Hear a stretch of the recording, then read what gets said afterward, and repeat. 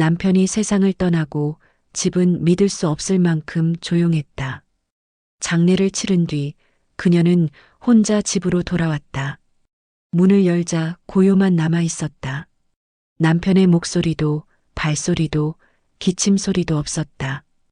텅 빈 집은 낯설었다. 식탁에는 언제나 밥이 두 사람이 먹을 만큼 습관적으로 차려졌다가 다시 한 사람의 그릇만 남았다. 처음 며칠은 실수였다. 밥을 두 공기 지었고 반찬도 두 접시 꺼냈다. 그러다 깨달았다. 이제는 혼자라는 것을. 그녀는 남은 밥을 냉장고에 넣으며 한숨을 쉬었다. 여보, 이제 진짜 혼자네요.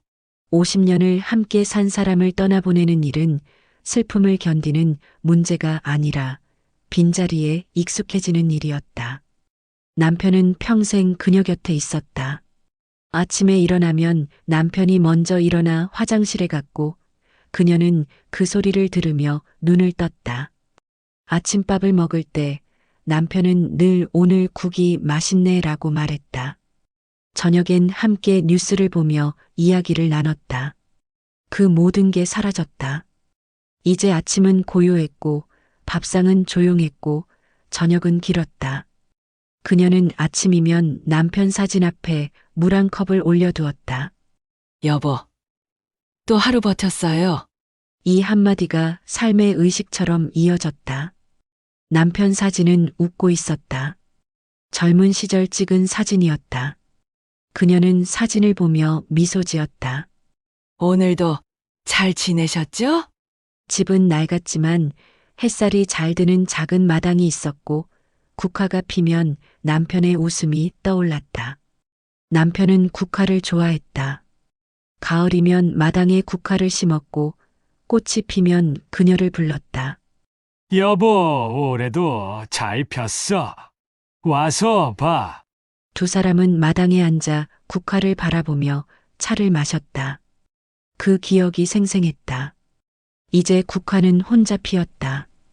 그녀는 홀로 마당에 앉아 꽃을 바라봤다. 여보, 올해도 잘 폈어요. 보고 계시죠? 바람이 불었다. 국화가 흔들렸다.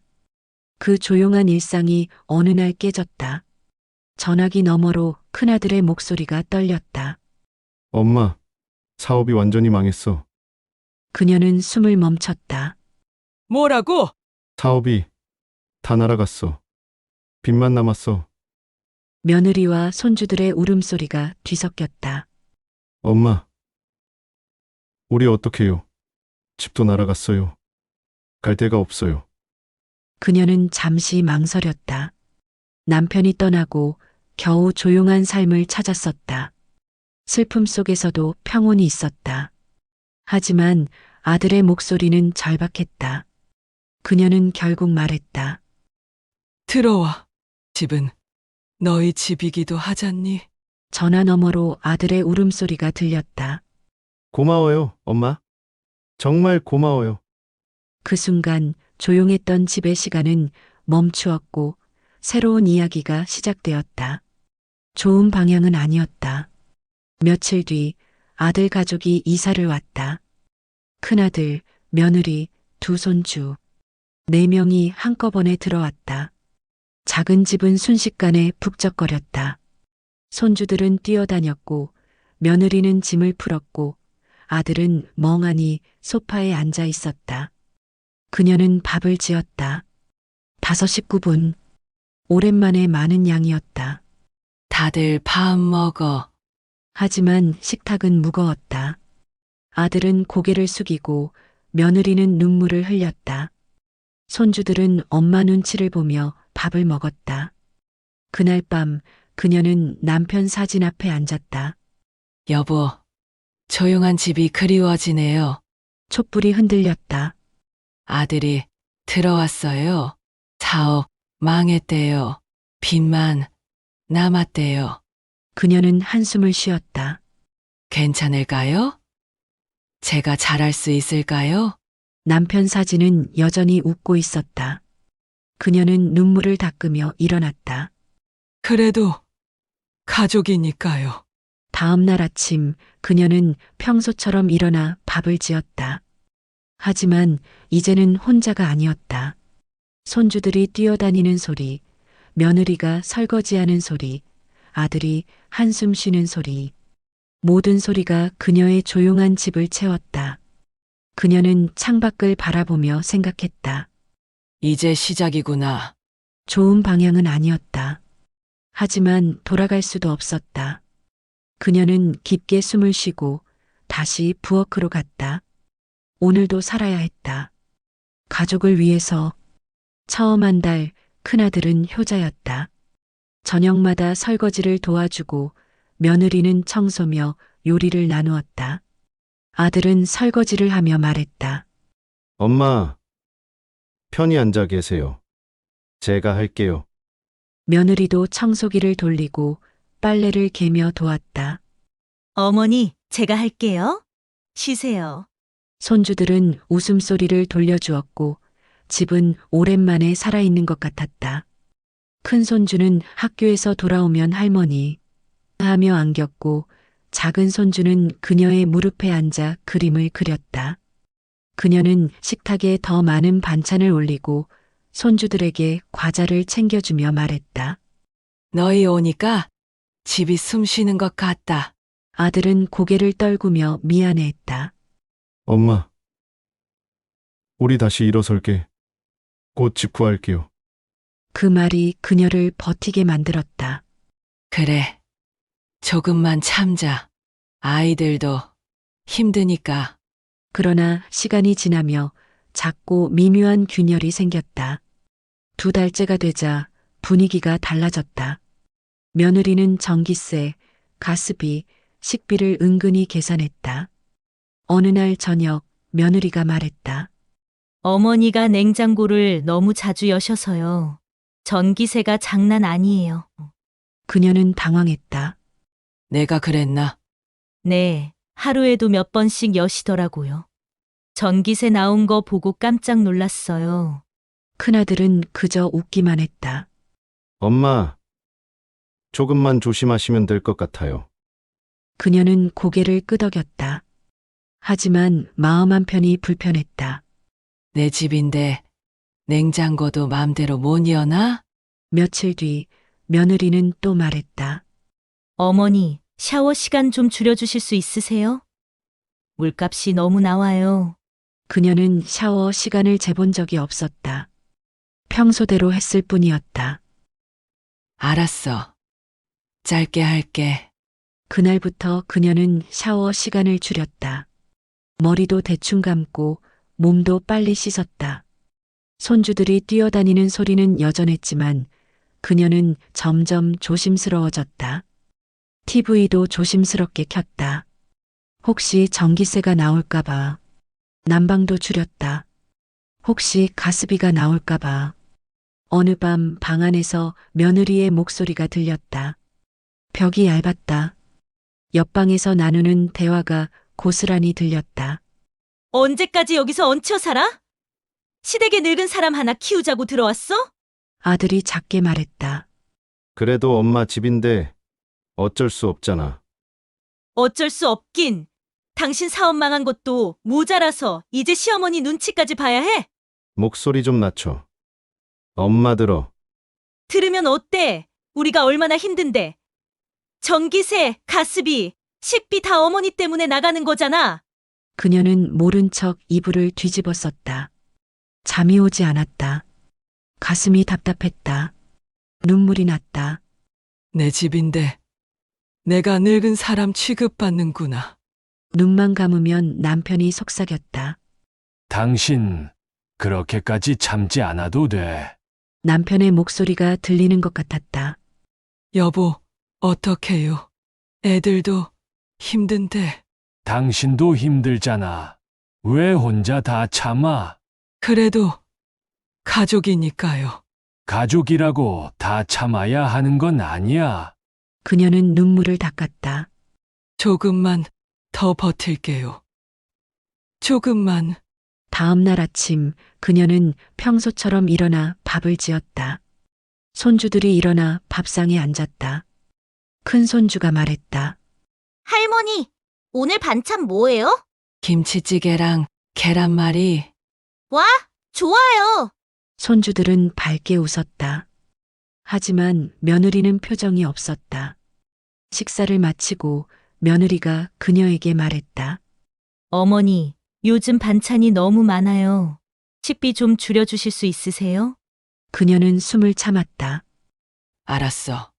그날부터 반찬은 2가지만 올렸다. 국과 김치. 손주들이 물었다. 할머니, 오늘은 계란말이 없어요? 오늘은 없어. 손주들은 아쉬워했지만 그녀는 아무 말도 하지 못했다. 저녁 아들이 그녀에게 조용히 말했다. 엄마, 제가 빨리 취직해서 나갈게요. 조금만 참아주세요. 그녀는 고개를 끄덕였다. 괜찮아. 천천히 해. 하지만 마음속으론 생각했다. 언제까지 참아야 하지? 그날 밤 그녀는 다시 남편 사진 앞에 앉았다. 여보, 저 힘들어요. 촛불이 흔들렸다. 며느리가 절 부담스러워해요. 전기세, 가스비, 식비 다 제 탓이래요. 그녀는 눈물을 닦았다. 제 집인데 제가 눈치를 봐요. 남편 사진은 여전히 웃고 있었다. 그녀는 고개를 숙였다. 조금만 더 버틸게요. 조금만. 하지만 그녀는 알았다. 이 상황이 언제까지 갈 수 없다는 것을. 균열은 이미 시작되었다. 2달이 지나자 며느리는 노골적으로 말을 꺼냈다. 어머니, 저희 신용카드가 정지됐어요. 잠깐만 도와주세요. 그녀는 망설였다. 하지만 며느리의 눈빛은 절박했다. 얼마나 필요한데? 200만 원만요. 곧 갚을게요. 그녀는 통장에서 자신이 모아놓은 적금을 조금 꺼내 도와줬다. 남편이 떠나기 전 2사람이 조금씩 모아뒀던 돈이었다. 장례비로 쓰고 남은 돈. 여기 있어. 며느리는 돈을 받아들고 고개를 숙였다.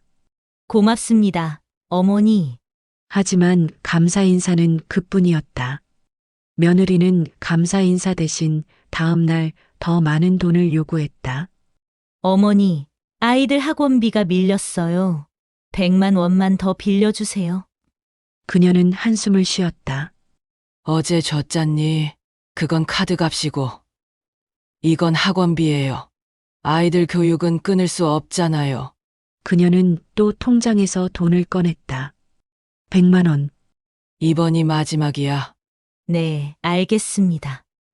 하지만 그녀는 알았다. 마지막이 아닐 것이라는 걸. 큰아들은 말했다. 엄마, 지금만 버티면 돼. 곧 사업 다시 시작할 거야. 그녀는 고개를 끄덕였다. 그래. 힘내. 하지만 아들은 매일 소파에 앉아 있었다. 취직 준비도 사업 준비도 없었다. 그저 TV를 보거나 휴대폰을 보거나 낮잠을 잤다. 그러나 제게는 없었다. 1달이 지나고 2달이 지나고 3달이 지나도 아들은 움직이지 않았다. 며느리는 점점 불만이 쌓였다. 며느리는 식탁에서 말했다. 솔직히 어머니가 우리 좀 더 도와주는 게 맞는 거 아닌가요? 그녀는 숨을 참았다. 뭐라고? 어머니도 아시잖아요. 우리가 지금 얼마나 힘든지. 어머니 혼자 사실 때도 이 집 관리비 내셨잖아요.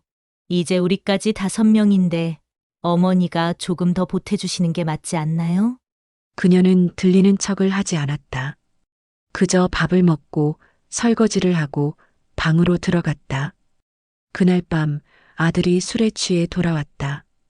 현관문이 쿵 소리와 함께 열렸다. 아들은 비틀거리며 들어왔다. 엄마 어디 갔어? 그녀는 방에서 나왔다. 왜 이렇게 취했어? 엄마, 나 진짜 끝났어. 돈 좀 줘. 아들은 소파에 주저앉았다. 그녀가 말없이 물을 건네자 아들이 씁쓸히 웃었다. 아빠 돌아가시고 이 집도 엄마 것도 아니잖아. 결국 다 우리가 물려받을 건데. 그 말이 칼처럼 꽂혔다. 그녀의 손이 떨렸다. 뭐라고? 아들은 물을 마시며 말했다.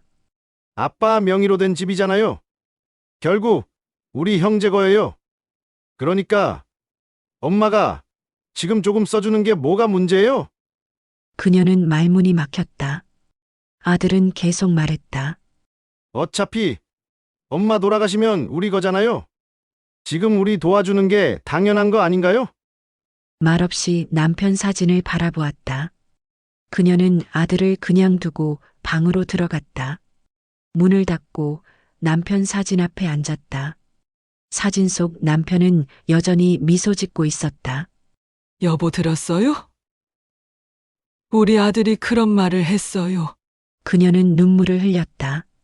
이 집이 제 집이 아니래요. 제가 죽으면 자기들 거래요. 촛불이 흔들렸다. 여보, 전 뭐예요? 이 집에서 전 뭐예요? 그래서 더 슬펐다. 남편이 웃고 있는 사진이 더 슬펐다. 남편은 이 상황을 몰랐다. 남편은 아들이 이렇게 변할 줄 몰랐다. 다음 날 아침 아들은 아무 일 없었다는 듯 밥을 먹었다. 엄마, 국 맛있네요. 그녀는 대답하지 않았다. 며느리가 물었다. 어머니, 괜찮으세요? 얼굴이 안 좋으신데. 괜찮아. 하지만 괜찮지 않았다. 그녀는 밥을 먹으며 생각했다. 이 집이 내 집이 아니라고? 남편과 50년을 산 집이었다. 아이들을 키운 집이었다. 남편이 떠난 뒤에도 그녀는 혼자 이 집을 지켰다. 하지만 아들은 이미 자기 집이라고 생각하고 있었다. 며칠 뒤 며느리가 또 돈을 요구했다. 어머니, 병원비가 필요해요. 50만 원만요. 그녀는 고개를 저었다. 미안한데 이제 돈이 없어. 어머니, 적금 통장 있잖아요. 그건 내가 아껴둔 거야. 어차피 이 집도 우리 거고 어머니 돈도 나중엔 우리 거잖아요. 지금 좀 쓰는 게 뭐가 문제예요? 그녀는 숨이 막혔다. 며느리까지 같은 말을 했다. 안 돼! 그녀는 단호하게 말했다. 며느리는 얼굴을 찌푸렸다. 어머니, 진짜 그러실 거예요? 안 돼! 며느리는 혀를 차며 방으로 들어갔다. 그날 밤 그녀는 통장을 꺼내 확인했다. 적금 통장엔 500만 원이 남아 있었다. 남편과 평생 모은 돈. 이미 300만 원을 아들에게 줬다. 이 돈마저 다 주면 난 뭐가 남지? 그녀는 통장을 서랍 깊숙이 넣었다. 그리고 남편 사진 앞에 앉았다. 여보, 제가 잘못하고 있는 건가요? 촛불이 흔들렸다. 아들을 도와줘야 하는 건 맞죠. 하지만 이렇게까지? 그녀는 눈물을 닦았다. 여보, 전 어떻게 해야 해요? 날씨가 따뜻해지기 시작하던 어느 봄날, 큰아들은 드디어 본심을 드러냈다. 엄마, 이 집 팔자. 식탁에서 밥을 먹던 그녀는 숟가락을 내려놓았다. 뭐라고? 아들은 담담하게 말했다. 이 집 팔아요. 그 돈으로 전세 얻고 나머지는 우리가 사업 재기하는 데 쓰면 돼요. 그녀는 숨을 참았다. 이 집을 팔라고? 며느리는 팔짱을 끼고 앉았다. 여기 오래된 집 팔면 전세 얻을 수 있어요. 애들도 방 생기고 우리도 어머니 모시기 더 편하죠. 모신다는 말이 이상하게 들렸다. 모신다는 사람의 눈빛은 요구하는 사람의 눈빛과 같았다. 그녀는 조용히 말했다. 이 집은 아버지와 내가 만든 집이야. 팔지 않을 거다. 아들은 한숨을 쉬었다.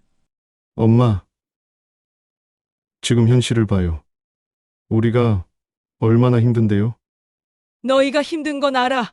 하지만 이 집은 못 팔아. 며느리가 끼어들었다. 어머니, 이 집 혼자 사시면 관리비도 많이 나가잖아요. 전세로 옮기면 저희가 다 관리해 드릴게요. 그녀는 고개를 저었다. 이 집에서 50년을 살았어. 아버지랑 함께 이 집은 못 팔아. 아들은 목소리를 높였다. 엄마, 아빠는 이미 돌아가셨어요. 이제 우리 생각 좀 해줘야 하는 거 아니에요? 그 말에 그녀는 숨이 막혔다. 그날 밤부터 아들의 말투가 바뀌었다. 생각 좀 해봐. 우리가 지금 어떻게 버티는지 알잖아. 아들은 매일같이 그녀에게 집을 팔라고 압박했다. 엄마, 우리 애들 학교도 바꿔야 해요. 전세 얻으면 학군도 좋은 데로 갈 수 있어요. 엄마 혼자 이 큰 집에서 뭐 해요? 전세로 옮기면 더 편할 텐데. 엄마가 고집 부리면 우리 다 죽어요. 그녀는 대답하지 않았다. 하지만 마음은 점점 무거워졌다. 며느리는 가시돋친 목소리로 말을 던졌다. 어머니도 한 집에 사는데 희생 좀 하셔야죠. 그 말에 그녀는 고개를 들었다. 희생. 네, 어머니. 우리가 지금 어머니 집에 얹혀 사는 거 알아요. 하지만 우리도 힘들어요. 어머니가 조금만 양보하시면 우리 모두 편해질 수 있어요. 마음속에서 무언가 작은 것이 끊어졌다. 그녀는 차갑게 웃었다.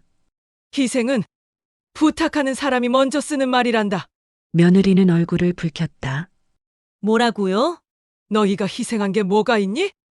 내 집에 들어와서 내 돈 쓰고 이제는 집까지 팔라고? 아들이 끼어들었다. 엄마, 무슨 말을 그렇게 해? 사실이잖니. 그녀는 일어섰다. 나는 너희를 위해 돈도 줬고 집도 내줬어. 하지만 이 집만큼은 못 줘. 다음 날 아들과 며느리는 그녀를 무시하기 시작했다. 인사도 하지 않았고 밥도 같이 먹지 않았다. 며느리는 손주들에게 말했다. 할머니한테 말 걸지 마. 할머니는 우리 싫어하셔. 손주들은 그녀를 피했다. 눈도 마주치지 않았다. 그녀는 홀로 밥을 먹었다. 텅 빈 식탁에서 며칠 뒤 아들이 다시 찾아왔다. 이번엔 서류를 들고 왔다. 엄마, 이거 좀 봐요. 그녀는 서류를 받아 읽었다. 부동산 매매 계약서. 이게 뭐니? 집 팔기로 했어요. 중개사도 구했고 계약금도 받았어요. 그녀는 눈을 크게 떴다. 뭐? 내 허락도 없이? 어차피 아빠 명의 집이고 아빠 돌아가셨으니까 상속받은 거예요. 우리 형제 명의로. 그녀는 손이 떨렸다. 너희들이 며느리가 말했다. 어머니, 법적으로 이 집은 아들들 거예요. 어머니 거 아니에요. 그 말에 그녀는 무너졌다. 그날 밤 그녀는 남편 사진 앞에 앉았다. 여보, 우리 아들이 이렇게 됐어요. 그녀는 울었다. 우리 집을 제 허락도 없이 팔려고 해요. 촛불이 흔들렸다. 여보, 전 어떡해요? 이 집마저 없으면 전 어디 가요? 남편은 대답하지 않았다. 그저 사진 속에서 미소 짓고 있었다. 그녀는 손으로 얼굴을 가렸다. 여보, 도와주세요. 제발. 다음 날 아침 그녀는 결심했다. 이대로는 안 돼. 그녀는 변호사 사무실을 찾았다. 제 집을 아들이 제 허락 없이 팔려고 해요. 막을 수 있나요? 변호사는 서류를 확인했다. 집이 누구 명이세요? 남편 명의였어요. 하지만 돌아가셨어요. 그럼 상속이 완료됐나요? 모르겠어요. 아들이 알아서 했나 봐요. 변호사는 고개를 끄덕였다. 확인해 봐야겠네요. 일단 등기부등본 떼보시고 상속 등기가 됐는지 확인하세요. 알겠습니다. 그녀는 집으로 돌아왔다. 그리고 그날부터 싸움이 시작되었다. 거절한 뒤 집안 공기가 달라졌다. 식탁에서 그녀의 밥그릇만 떨어져 있었다. 아들 가족은 함께 밥을 먹었지만 그녀는 혼자 떨어져 앉았다. 며느리가 밥상을 차릴 때 그녀의 자리는 아예 빼놓았다. 할머니 것도 놓을까요? 손주가 물었다. 며느리는 차갑게 말했다. 할머니는 따로 드신대. 그녀는 말없이 자기 밥을 차렸다. 국 한 그릇, 김치 한 접시. 며느리는 빨래를 따로 돌리고 냉장고에 적힌 어머니 음식 손대지 말 것이라는 쪽지를 붙였다. 그녀는 냉장고를 열고 쪽지를 보았다. 손이 떨렸다. 하지만 아무 말도 하지 않았다. 손주들은 예전처럼 달려오지 않았고 며느리는 대놓고 문을 쾅 닫으며 들어갔다 나갔다. 큰 손주가 학교에서 돌아왔다. 할머니! 손주가 그녀에게 다가오려 하자 며느리가 손을 잡아 끌었다. 엄마한테 와. 할머니 바쁘시니까. 손주는 어리둥절한 표정으로 며느리를 따라갔다. 그녀는 그 모습을 보며 가슴이 아팠다. 며느리는 방문을 쾅 닫으며 들어갔다 나갔다. 일부러 소리를 냈다. 복도를 지나갈 때도, 화장실 문을 닫을 때도, 주방 서랍을 닫을 때도 모두 쾅쾅거렸다. 그녀는 그 소리를 들으며 참았다. 큰아들은 퇴근하면 말없이 게임만 했다. 아들은 집에 돌아와도 그녀에게 인사하지 않았다. 다녀왔습니다. 라는 말도 없었다. 그저 방으로 들어가 게임을 켰다. 밤늦게까지 게임 소리가 들렸다. 총소리, 폭발음, 욕설. 그녀는 그 소리를 들으며 잠들지 못했다. 어느 날 저녁 며느리는 말했다. 어머니가 우리 도와줄 생각이 없으니 우리도 이제 어머니한테 신경 못 써요. 그녀는 차분했다. 그래라. 그 순간 며느리는 표정을 굳혔다. 엄마가 무너지지 않는 게 마음에 들지 않는 듯했다. 며느리는 더 큰 소리로 말했다.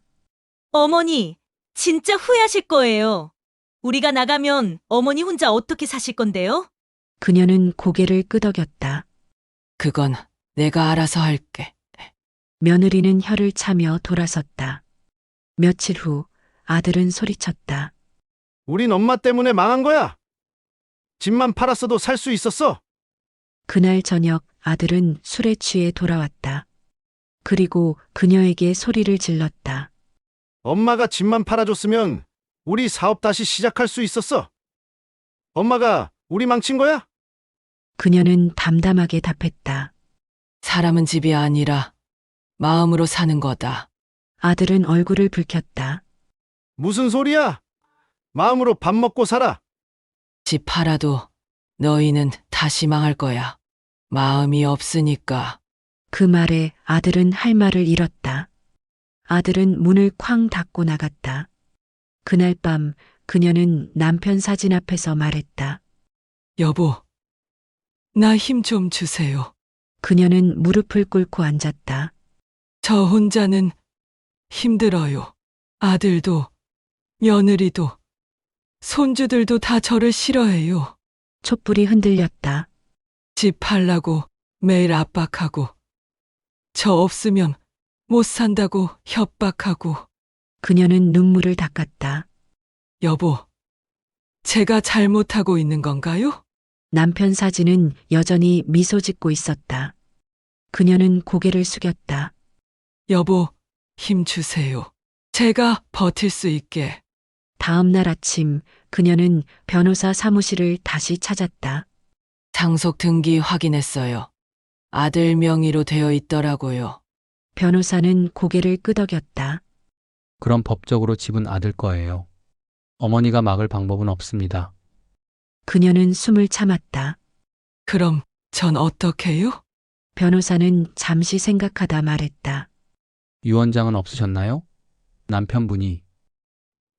없어요. 그럼 어렵습니다. 법적으론 상속인이 아들이니까요. 그녀는 고개를 떨구었다. 알겠습니다. 집으로 돌아오는 길 그녀는 무거운 발걸음을 옮겼다. 결국 이 집도 내 집이 아니구나. 50년을 살았던 집. 남편과 함께 웃고 울고 아이들을 키우던 집. 하지만 법적으로는 그녀의 집이 아니었다. 집에 도착하니 며느리가 짐을 싸고 있었다. 어머니, 우리 다음 주에 나가요. 그녀는 눈을 크게 떴다. 나간다고? 네, 어차피 어머니 우리 도와줄 생각도 없고 여기 있어 봤자 눈치만 보잖아요. 아들이 나왔다. 엄마, 우리 나갈 거예요.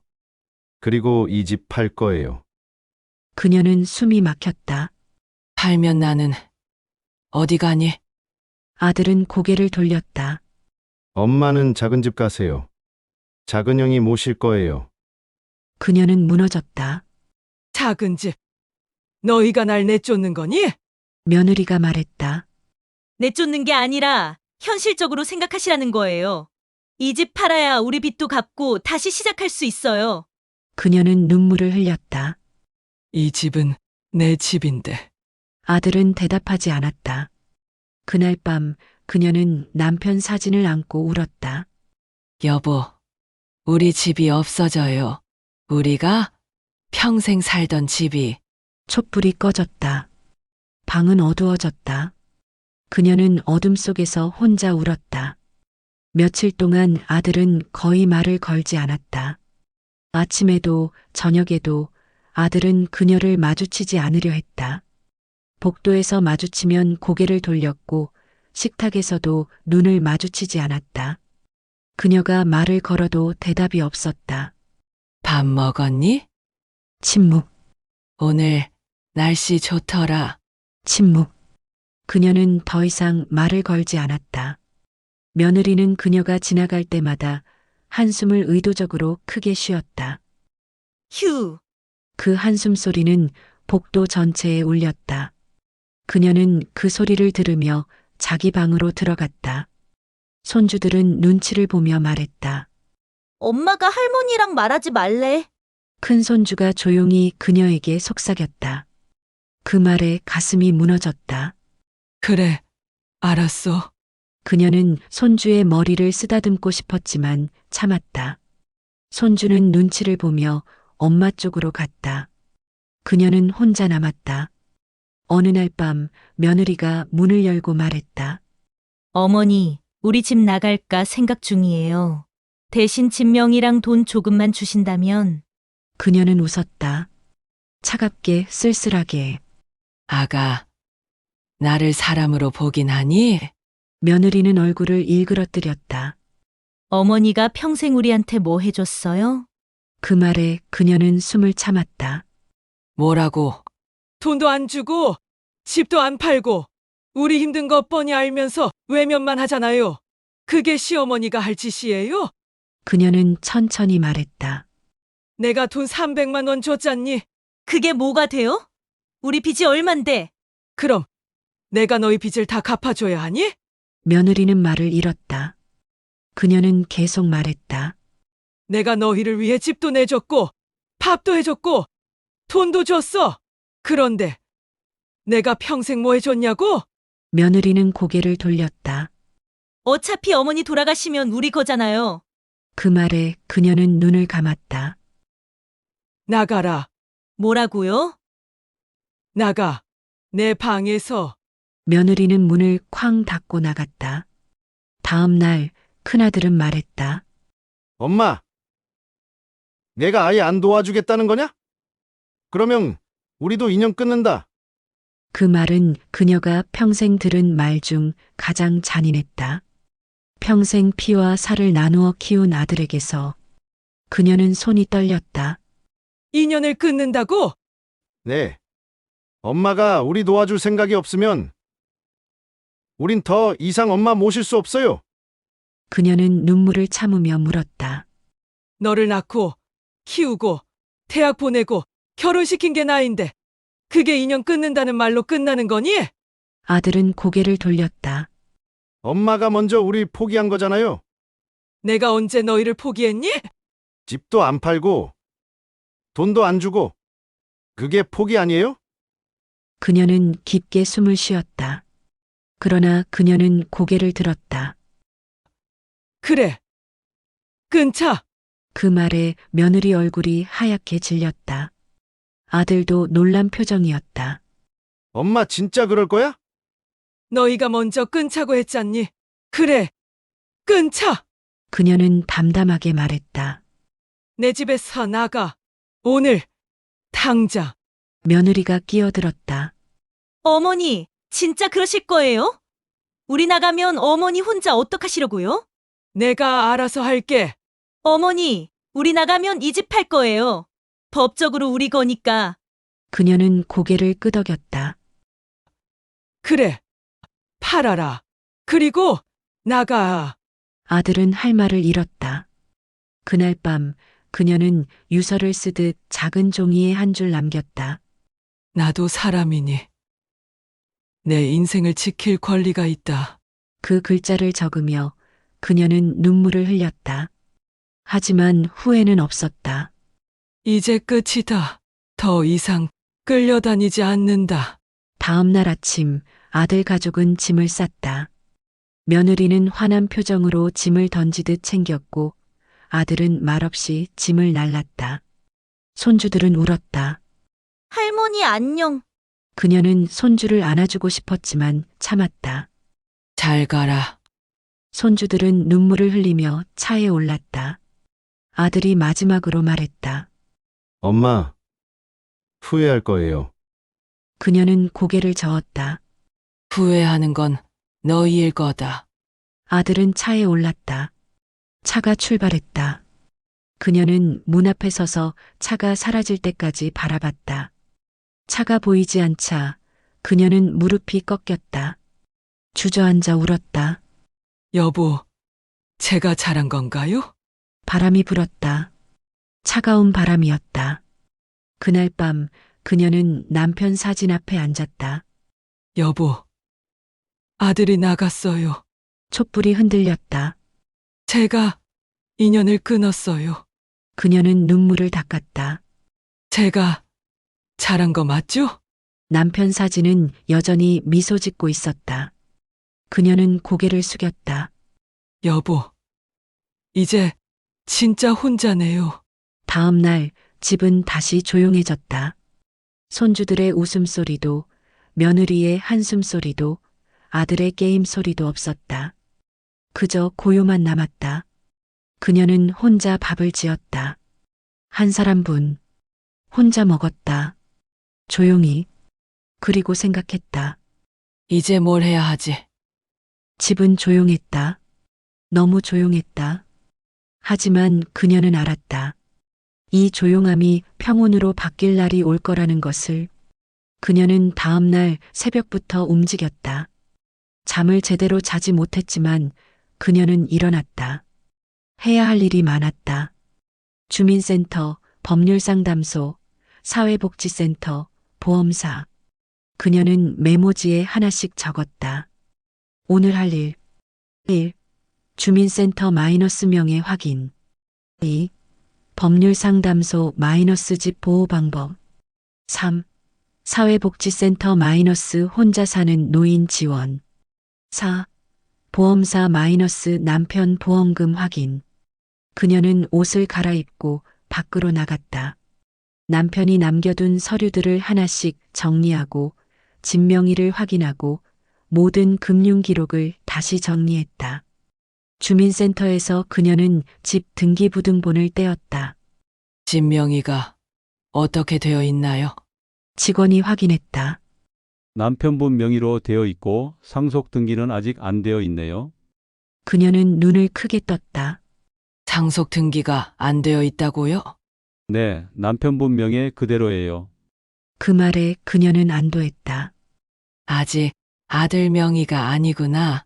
그녀는 법률상담소로 갔다. 변호사에게 물었다. 남편이 돌아가셨는데 집 명의가 아직 남편 거예요. 제가 보호할 방법이 있나요? 변호사는 고개를 끄덕였다. 상속인이 여러 명이면 상속 지분을 나눠 가질 수 있어요. 어머니도 상속인이시니까 지분을 주장할 수 있습니다. 그럼 아들이 마음대로 못 팔아요? 네, 모든 상속인의 동의가 필요합니다. 그녀는 깊게 숨을 쉬었다. 아직 늦지 않았구나. 전기, 수도, 가스요금 고지서를 그녀 단독 명의로 변경했다. 그동안 남편 명의로 되어 있던 모든 공과금을 그녀 이름으로 바꿨다. 이제부터 제 명의로 해주세요. 직원이 물었다. 명의자분 돌아가셨나요? 네, 알겠습니다. 변경해 드릴거. 그녀는 하나씩 정리해 나갔다. 그리고 중요한 작업을 시작했다. 집 임대 계약과 요양원 입소 예약. 그녀는 더 이상 가족에게 의존하지 않았다. 부동산에 가서 물었다. 이 집 임대로 내놓으면 얼마 받을 수 있나요? 부동산 중개인이 집을 둘러봤다. 위치도 좋고 집도 괜찮네요. 월 100만 원 정도 받을 수 있을 것 같습니다. 그럼 임대 계약 도와주세요. 알겠습니다. 그리고 그녀는 요양원을 알아봤다. 혼자 계신 분들을 위한 시설이 있나요? 요양원 상담사가 안내했다. 네, 건강하신 분들을 위한 실버타운도 있고 요양이 필요하신 분들을 위한 요양원도 있어요. 전 아직 건강해요. 실버타운으로 알아보고 싶어요. 알겠습니다. 이쪽으로 안내해 드릴게요. 은행 직원은 놀랐다. 어르신 혼자 다 준비하신 거예요? 그녀는 은행에서 남편의 보험금을 확인했다. 직원이 서류를 확인하며 놀란 표정을 지었다. 어르신 이 모든 서류를 혼자 준비하셨어요? 그녀는 미소 지었다. 평생 집안 하나 지켜낸 여자예요. 직원은 감탄하며 말했다. 정말 대단하세요. 그녀는 고개를 끄덕였다. 이제라도 제 인생을 지켜야죠. 그날 저녁 아들이 퉁명스럽게 말했다. 엄마, 우리가 집 나간다. 그녀는 짐을 싸는 그들을 조용히 바라봤다. 며느리는 화난 표정으로 짐을 던지듯 쌌고 아들은 말없이 짐을 날랐다. 손주들은 슬픈 표정으로 할머니를 바라봤다. 할머니 정말 안녕이에요? 그녀는 손주를 안았다. 잘 지내라. 할머니는 괜찮을 거야. 손주는 눈물을 흘렸다. 며느리가 손주를 끌어당겼다. 가자. 할머니 바쁘시니까. 문이 닫히는 순간 집은 다시 조용해졌다. 아들 가족이 차를 타고 떠났다. 그녀는 문 앞에 서서 차가 사라질 때까지 바라봤다. 차가 보이지 않자 그녀는 깊게 숨을 쉬었다. 그러나 이번 조용함은 슬픔이 아니었다. 해방이었다. 더 이상 눈치 볼 필요가 없었다. 더 이상 냉장고 쪽지를 볼 필요가 없었다. 더 이상 며느리의 한숨을 들을 필요가 없었다. 더 이상 아들의 압박을 받을 필요가 없었다. 그녀는 집안을 천천히 둘러봤다. 텅 빈 방, 조용한 거실, 깨끗한 부엌. 이제 이 집은 다시 그녀의 집이었다. 그녀는 주방으로 가서 차를 끓였다. 혼자 마시는 차였지만 따뜻했다. 저녁 그녀는 남편 사진 앞에 앉았다. 여보, 아들 가족이 나갔어요. 촛불이 흔들렸다. 이제 진짜 혼자예요. 하지만 괜찮아요. 그녀는 미소 지었다. 전 이제 제 인생을 살 거예요. 제 방식대로. 남편 사진은 여전히 미소 짓고 있었다. 다음 날 그녀는 부동산 계약을 진행했다. 임차인이 왔다. 젊은 부부였다. 집 정말 좋네요. 계약할게요. 그녀는 고개를 끄덕였다. 잘 써주세요. 계약금을 받고 그녀는 실버타운 입소 계약을 했다. 언제 입주하실 건가요? 다음 달에요. 알겠습니다. 모든 준비가 끝났다. 집은 임대로 내놓았고 그녀는 실버타운으로 갈 준비를 했다. 더 이상 아들에게 의존하지 않았다. 더 이상 가족에게 끌려다니지 않았다. 이제 그녀는 자유로웠다. 그날 밤 그녀는 마지막으로 남편 사진 앞에 앉았다. 여보, 이제 정말 새 출발이에요. 촛불이 환하게 타올랐다. 전 이제 제 인생을 살 거예요. 여보도 기뻐하시겠죠? 그녀는 눈물을 닦으며 미소 지었다. 고마워요, 여보. 저 혼자 힘으로 해냈어요. 바람이 불었다. 촛불이 흔들렸지만 꺼지지 않았다. 그녀는 고개를 끄덕였다. 네. 전 괜찮아요. 이제 정말로. 한 달 후 아들이 울먹이며 전화를 걸었다. 엄마, 우리 전세 보증금 다 날렸어. 빚도 늘었고 도와줘. 그녀는 휴대폰을 들고 한숨을 쉬었다.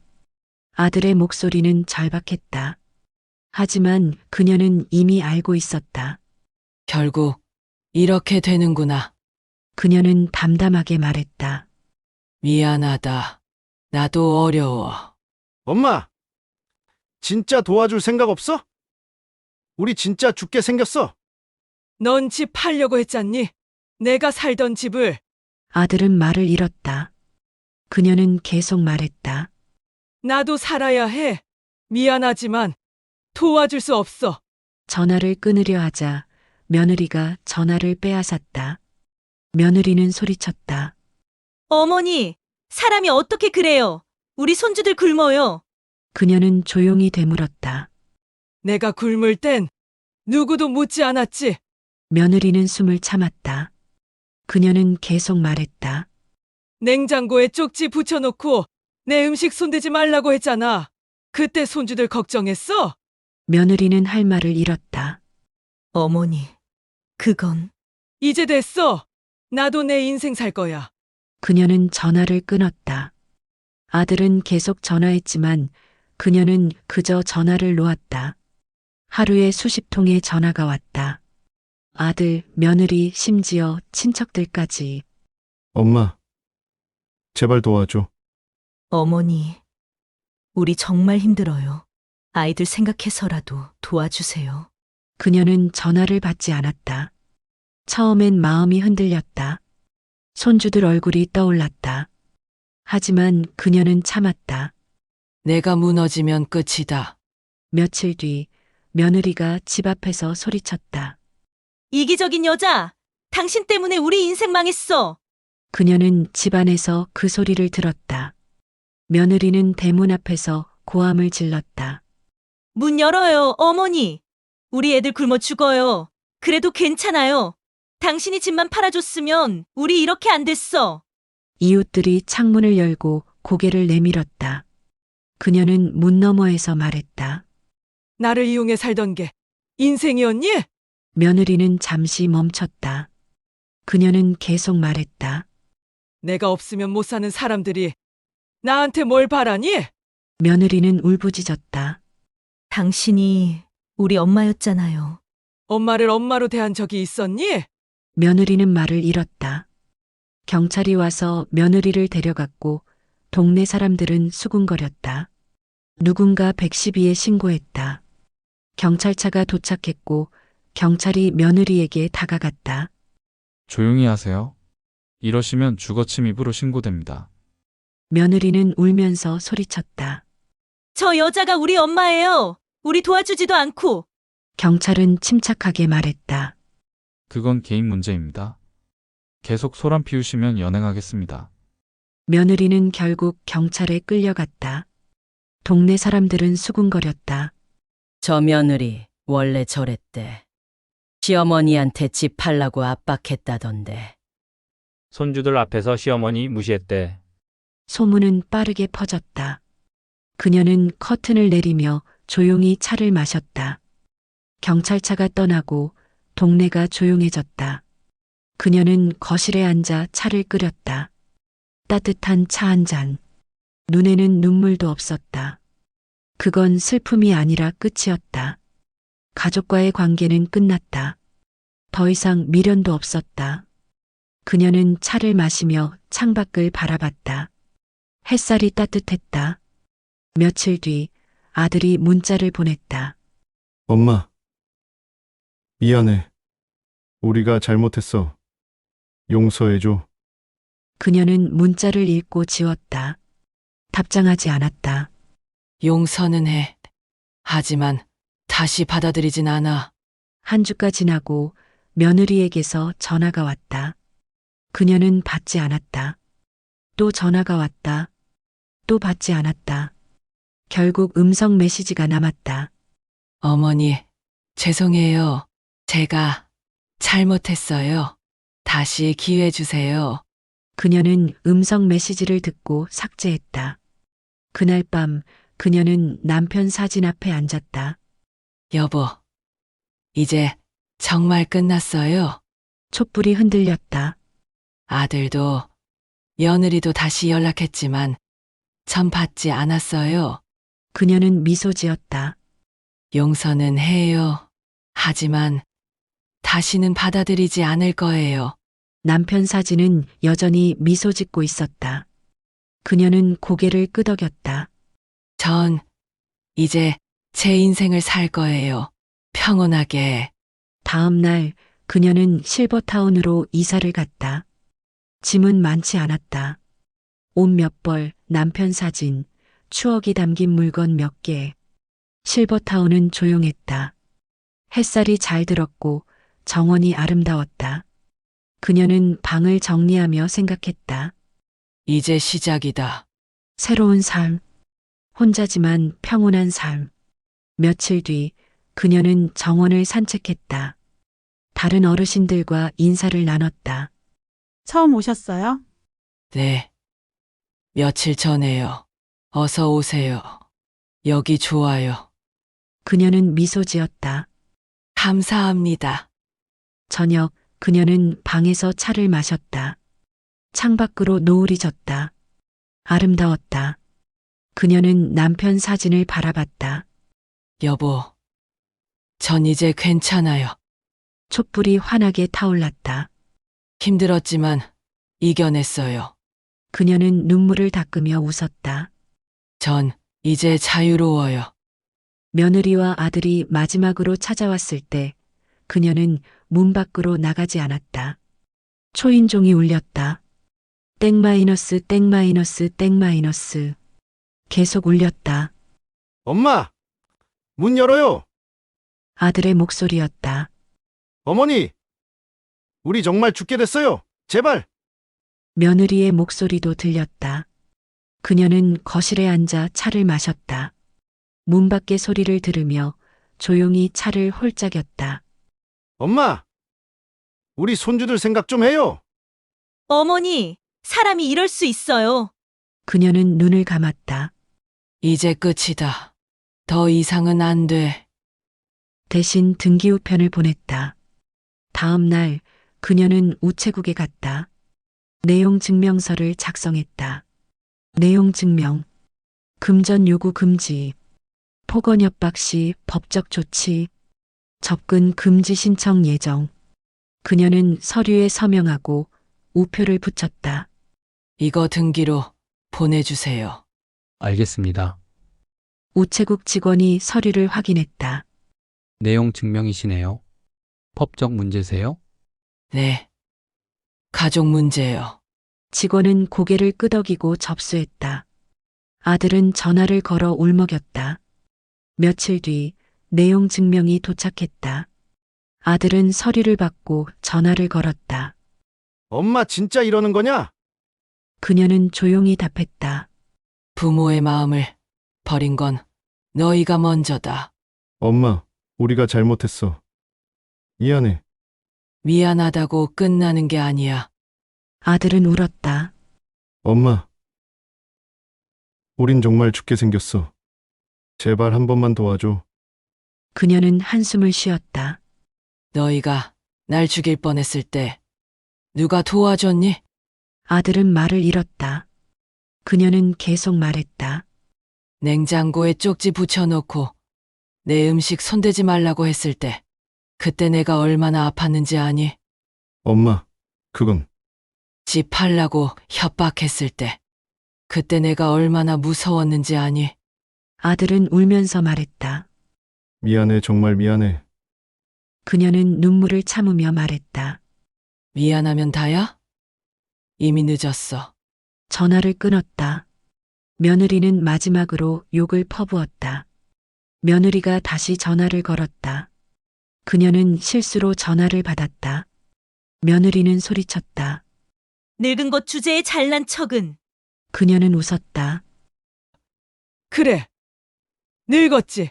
근데 이제야 사람 대접을 내가 정한다. 며느리는 할 말을 잃었다. 그녀는 계속 말했다. 너희가 날 사람으로 안 봤잖아. 그냥 돈 나오는 기계로 받지. 어머니, 이제 됐어. 더 이상 연락하지 마. 다음엔 정말 고소할 거야. 며느리는 욕을 퍼부으려 했지만 그녀는 전화를 끊었다. 전화를 끊은 뒤 그녀는 창문을 열어 바람을 맞았다. 신선한 공기가 들어왔다. 그녀는 깊게 숨을 쉬었다. 이제 끝이다. 정말로. 남편 사진이 환하게 웃는 듯 했다. 그녀는 사진을 바라보며 미소 지었다. 여보, 나 해냈어. 촛불이 환하게 타올랐다. 아들도 며느리도 다 떠나보냈어요. 이제 전 자유예요. 그녀는 눈물을 닦았다. 힘들었지만 이겨냈어요. 바람이 불었다. 커튼이 흔들렸다. 그녀는 창밖을 바라봤다. 하늘은 맑았고 새들이 날았다. 여보, 전 이제 괜찮아요. 정말로. 며칠 뒤 그녀는 실버타운에 완전히 정착했다. 방을 꾸미고 이웃들과 인사를 나누고 새로운 일상을 시작했다. 아침에는 산책을 했다. 정원을 걸으며 꽃을 바라봤다. 점심에는 다른 어르신들과 식사를 했다. 여기 음식 맛있죠? 네. 정말 좋아요. 어디서 오셨어요? 집을 임대로 내놓고 왔어요. 현명하시네요. 혼자 사시기엔 집이 부담되잖아요. 그녀는 고개를 끄덕였다. 맞아요. 이제는 편하게 살려고요. 저녁 그녀는 혼자 차를 마셨다. 방 안은 조용했지만 평온했다. 더 이상 며느리의 한숨도 아들의 압박도 손주들의 눈치도 없었다. 그저 고요만 있었다. 그녀는 남편 사진을 바라봤다. 여보, 전 이제 행복해요. 촛불이 흔들렸다. 돈도 별로 없고 가족도 없지만 전 자유로워요. 그녀는 미소 지었다. 이게 진짜 행복인가 봐요. 며칠 뒤 그녀는 실버타운 로비에서 공지를 봤다. 봉사활동 모집 마이너스 독거노인 돕기. 그녀는 신청서를 작성했다. 저도 할 수 있을까요? 상담사가 미소 지었다. 물론이죠. 어르신도 건강하시고 경험도 많으시잖아요. 그녀는 고개를 끄덕였다. 네. 저도 힘들었으니까 다른 분들 도와주고 싶어요. 그날 밤 그녀는 일기를 썼다. 오늘부터 새 삶이 시작되었다. 아들과 며느리는 떠나갔지만 나는 남았다. 이제 나는 나를 위해 산다. 그리고 다른 사람들을 돕는다. 이게 내가 선택한 삶이다. 그녀는 펜을 내려놓고 창밖을 바라봤다. 달이 밝았다. 그녀는 미소 지었다. 여보, 잘 보고 계시죠? 며칠 뒤 그녀는 요양원 입소 서류 대신 다른 걸 선택했다. 실버타운 계약을 취소했다. 상담사가 물었다. 마음이 바뀌셨어요? 네. 아직은 혼자 살 수 있을 것 같아요. 알겠습니다. 나중에 필요하시면 언제든 연락 주세요. 그녀는 고개를 끄덕였다. 감사합니다. 작은 원룸을 전세로 얻고 집은 법적 보호와 임대 계약으로 묶었다. 부동산에 가서 계약을 마무리했다. 전세 계약 완료됐습니다. 보증금도 들어왔고요. 고맙습니다. 그리고 그녀는 변호사를 통해 집을 법적으로 보호했다. 상속 지분을 명확히 하고 무단 매매를 막았습니다. 이제 아들이 혼자 집을 팔 수 없습니다. 정말 고맙습니다. 아들과 며느리는 집에 손댈 수도 다가올 수도 없었다. 새로 이사한 곳의 이웃은 정이 많았다. 원룸은 작았지만 깨끗했다. 햇빛이 잘 들었고 조용했다. 이사한 첫날 옆집 아주머니가 찾아왔다. 어머니 반찬 좀 드릴까요? 그녀는 놀랐다. 아니에요. 괜찮아요. 뭐 그러세요? 이웃끼리 나눠 먹는 거죠. 아주머니는 김치와 나물을 담은 반찬통을 건넸다. 그녀는 오랜만에 사람의 따뜻함을 느꼈다. 정말 감사합니다. 천만에요. 혼자 사시니까 힘드시겠어요. 뭐 필요하시면 언제든 말씀하세요. 그날 저녁 그녀는 이웃이 준 반찬으로 밥을 먹었다. 따뜻했다. 오랜만에 느끼는 따뜻함이었다. 아직 세상에 좋은 사람들이 있구나. 며칠 뒤 아래층 할머니가 찾아왔다. 위층에 누가 이사 오셨다길래 인사드리러 왔어요. 어서 오세요. 두 사람은 차를 마시며 이야기를 나눴다. 혼자 사세요. 네. 남편은 돌아가셨어요. 나도 그래요. 남편 떠난 지 5년 됐어요. 그러시구나. 할머니는 미소 지었다. 혼자 사는 것도 나쁘지 않아요. 자유롭잖아요. 그녀는 고개를 끄덕였다. 맞아요. 자유로워요. 두 사람은 금방 친해졌다. 뉴스에 큰아들 부부가 사기 연루자로 조사를 받고 있다는 소식이 들렸다. 어느 날 저녁 그녀는 뉴스를 보고 있었다. 앵커가 말했다. 전세 사기 피해자들이 속출하고 있습니다. 일부 가해자들이 경찰 조사를 받고 있는데요. 화면에 모자이크 처리된 사진이 나왔다. 하지만 그녀는 알아봤다. 아들과 며느리였다. 이들은 전세 보증금을 받고 잠적했으며 그녀는 숨을 참았다. 결국 그렇게 됐구나. 그녀는 텔레비전을 끄고 말없이 차를 따랐다. 남의 것을 빼앗으려다. 자기 걸 잃는 법이지. 그녀는 차를 홀짝이며 창밖을 바라봤다. 슬프지 않았다. 놀랍지도 않았다. 그저 담담했다. 결국 인생은 돌고 도는구나. 며칠 뒤 아들에게서 전화가 왔다. 그녀는 받지 않았다. 음성 메시지가 남았다. 엄마, 우리 경찰 조사받고 있어. 도와줘. 제발. 그녀는 음성 메시지를 듣고 삭제했다. 이제 내가 할 수 있는 건 없어. 남편 사진을 작은 책상 위에 올리고 말했다. 당신 없는 세상. 그래도 나 혼자 잘 살아갑니다. 그녀는 남편 사진을 정리했다. 작은 책상 위에 사진을 놓고 옆에 작은 꽃병을 두었다. 여보, 전 이제 혼자 잘 살 수 있어요. 촛불을 켰다. 아들은 제 길을 가고 전 제 길을 갈게요. 촛불이 흔들렸다. 슬프지만 이게 맞는 것 같아요. 그녀는 눈물을 닦았다. 여보, 고마웠어요. 50년 동안. 그리고 그날 밤 평생 처음으로 남편 없이 편안한 잠을 잤다. 그녀는 침대에 누웠다. 천장을 바라봤다. 이제 진짜 혼자구나. 하지만 무섭지 않았다. 외롭지도 않았다. 오히려 평온했다. 그녀는 눈을 감았다. 깊은 잠에 빠져들었다. 꿈속에서 남편이 나타났다. 남편은 웃고 있었다. 잘했어. 당신 혼자 힘으로 해냈어. 그녀는 꿈속에서 울었다. 여보, 전 잘한 거 맞죠? 응, 잘했어. 이제 편하게 살아. 남편은 손을 흔들며 사라졌다. 다음 날 아침 그녀는 개운하게 일어났다. 오랜만에 푹 잔 느낌이었다. 창문을 열자 신선한 공기가 들어왔다. 그녀는 깊게 숨을 쉬었다. 오늘도 좋은 하루다. 아침 식사를 하며 그녀는 계획을 세웠다. 오늘은 시장 가서 장 보고, 오후엔 산책하고, 저녁엔 이웃 할머니랑 차 마시기. 소소한 계획이었지만 그녀는 행복했다. 이게 내 인생이다. 내가 선택한. 저녁 그녀는 이웃 할머니와 차를 마셨다. 두 사람은 이야기를 나눴다.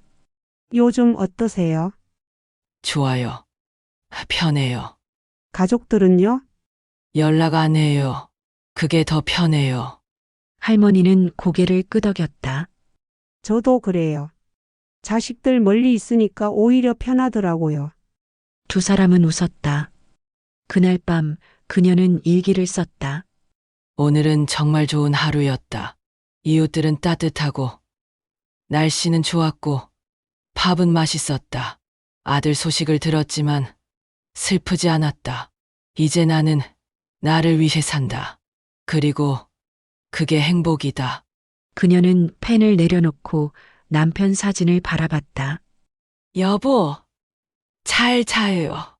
전 이제 편히 잘 수 있어요.